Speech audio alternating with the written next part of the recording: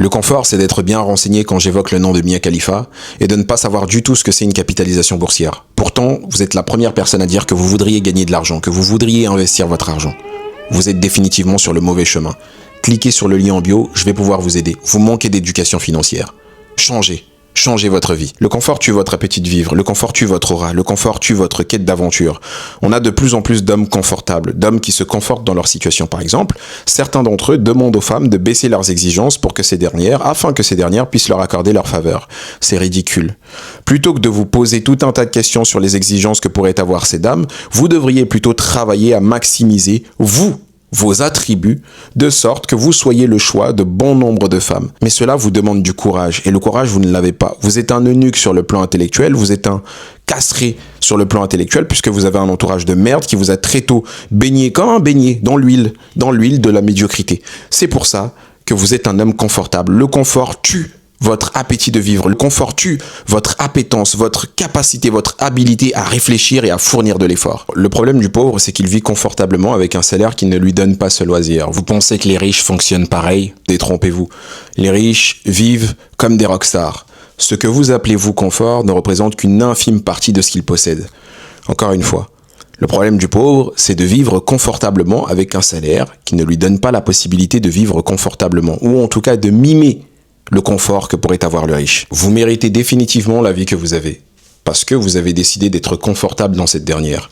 Vous méritez les malheurs que vous avez, vous méritez les moments heureux que vous avez. Si vous n'êtes pas dans un pays en guerre, vous n'êtes pas atteint d'une démence, vous n'avez pas de problème d'ordre psychologique, vous n'avez pas de maladie à proprement parler, vous êtes en bonne santé, vous avez un toit, vous avez de quoi manger, vous méritez la vie que vous avez. Le confort, c'est encore de penser qu'on est une personne riche lorsqu'on a un compte bancaire, un compte courant plein.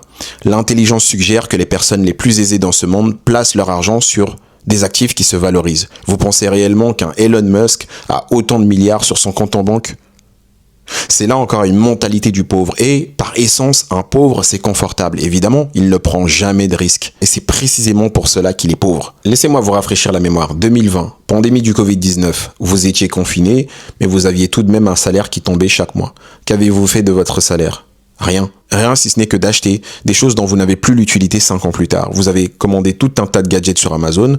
Les gens les plus aisés ont utilisé leur liquidité pour saisir les opportunités sur les marchés financiers par exemple. Comment vous prendre au sérieux quand vous dites à qui veut bien l'entendre que vous souhaitez vivre mieux, que vous souhaitez investir votre argent, comprendre les mécanismes autour de l'argent, mais qu'en parallèle, rien n'est mis en place, rien n'est mis en acte pour nous démontrer sur le plan de l'expérience que vous êtes dans une dynamique qui vous pousse à devenir ce que vous voulez être. Vous êtes un martyr. Vous êtes un martyr et c'est la raison pour laquelle vous souffrez de voir des athlètes performer. Quand je me balade et que je vous vois, certains d'entre vous avec vos partenaires, je me dis oula, il n'a pas beaucoup bossé dans sa vie celui-là. Je le sais, je le vois à la qualité du partenaire que vous pouvez avoir. Je le vois à la qualité des mots que vous pouvez utiliser. Je le vois à votre façon d'être. Cela vous suffit que de vivre de manière minable. Cela vous suffit que de vivre de manière calculée. Petite anecdote, j'ai eu un échange avec une personne il y a 2 ans.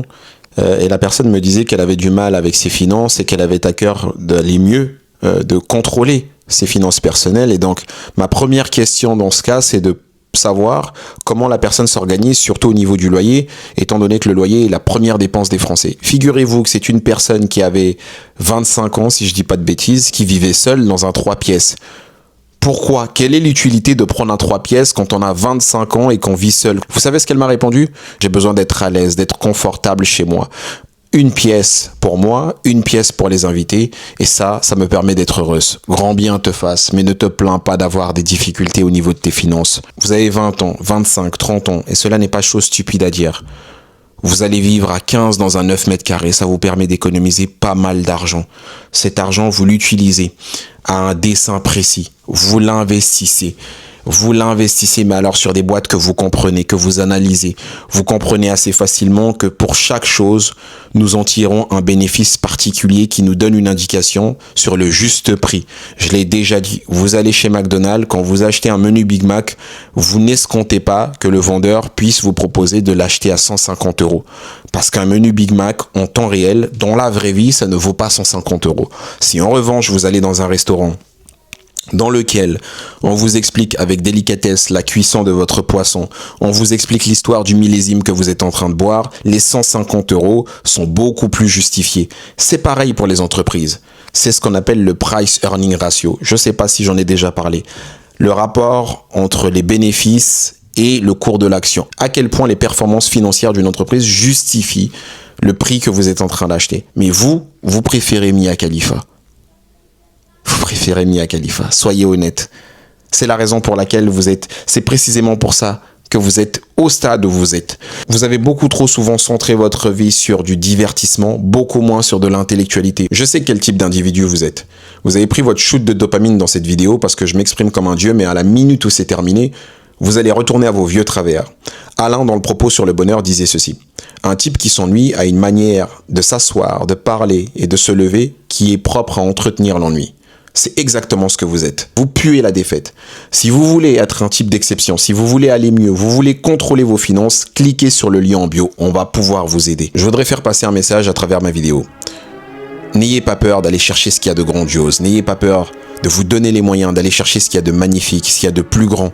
N'ayez pas peur d'être ambitieux. N'ayez pas peur d'être heureux. Il y a bien plus de volonté dans le bonheur qu'il n'y paraît. Il est plus difficile de supporter un mal d'estomac qu'une trahison. Soyez heureux, investissez, en sachant que le bonheur, c'est la connaissance.